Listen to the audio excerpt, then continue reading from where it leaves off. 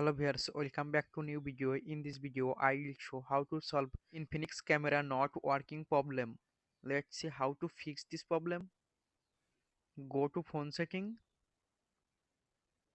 scroll down, click on app management, tap on app list,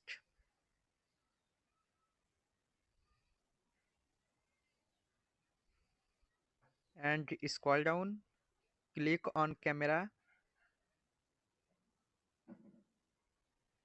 tap on storage, tap on clear storage, tap on delete. Now click on three dot menu, tap on reset app preference, tap on reset app. Now open on phone camera. Camera problem solved. Thanks for watching. Don't forget like and subscribe.